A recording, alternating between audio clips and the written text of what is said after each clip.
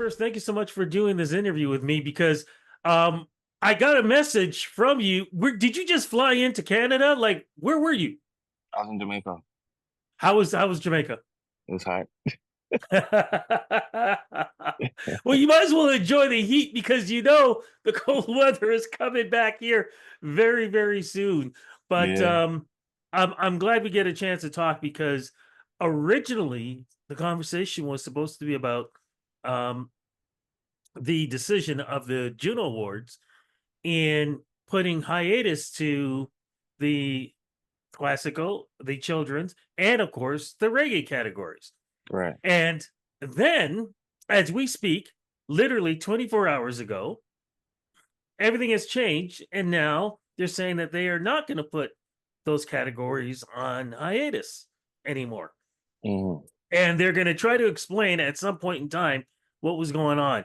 I want to get your thoughts when originally we thought that, yes, the Reggae Awards, something very prestigious, was going to be put on hiatus. And what were your thoughts?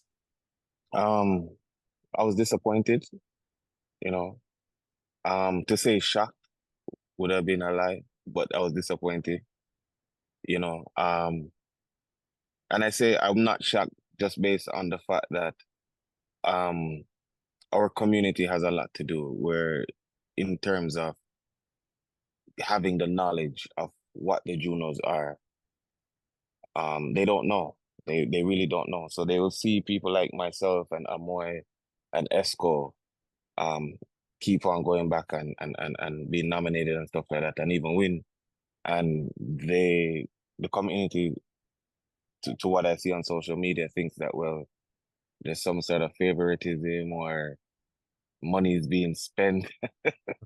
You know what I mean? But we come from one of those cultures where it's like you can buy anything, right? So this wouldn't be any different, but they don't understand that that's not the way this works. Some of them, anyways. Um, so I know that the Junos was getting a lot of complaints about that, right? And even we ourselves, we were frustrated because I've had like the worst things even said about me sometimes after winning, you know. Really? But oh gosh, the worst I've ever felt is after I win a Juno. Yeah, man. It's frustrating. That part is frustrating.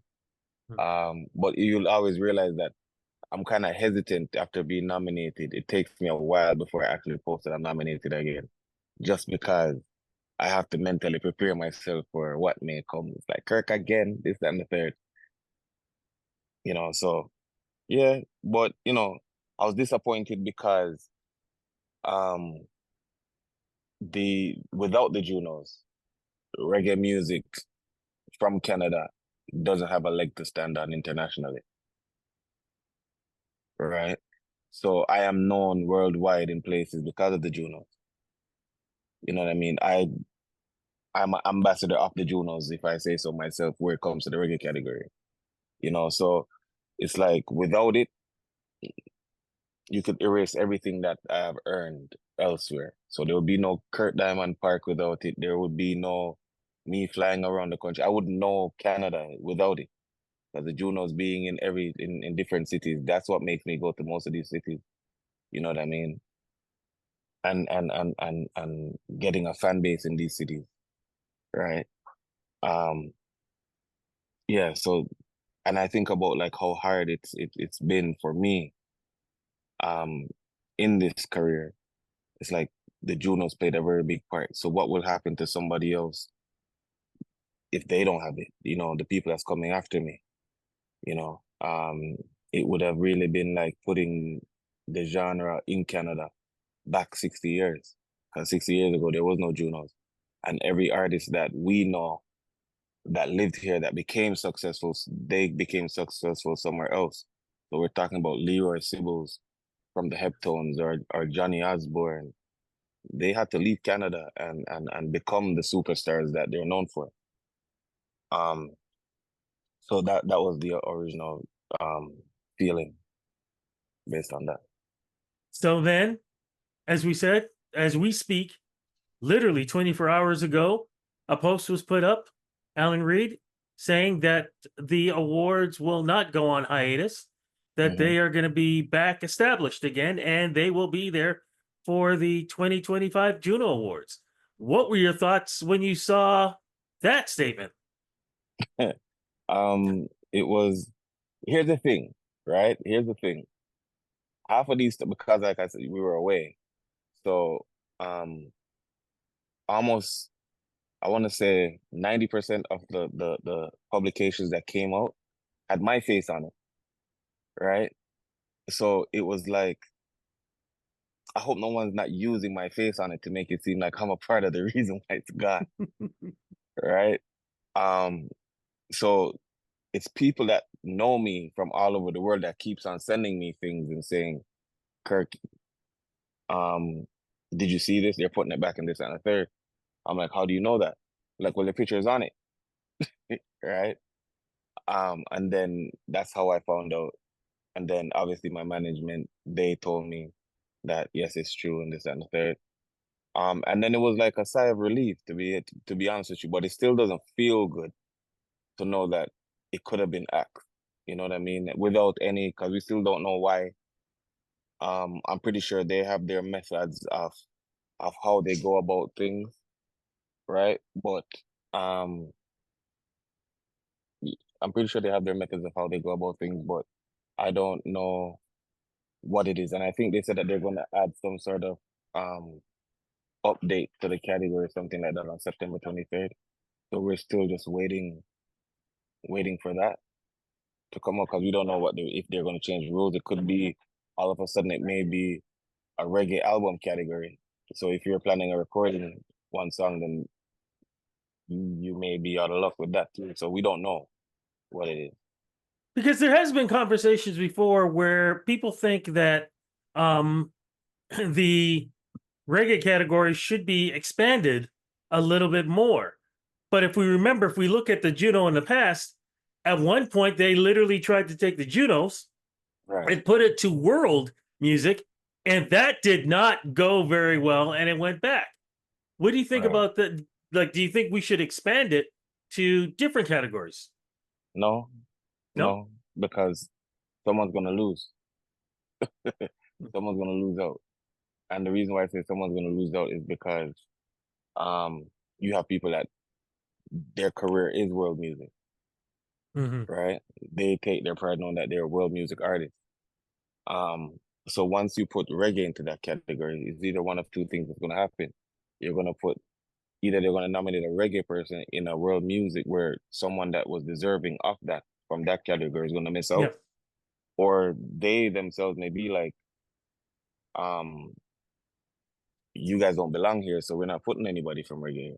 Well, hold on. I think you may have misunderstood me. What I was talking about in the past, when they Hmm. tried to put reggae music into the world category, Oh, I and see. that was in the past, and they switched it up and put the reggae back in its own. What I was saying or asking was, Hmm.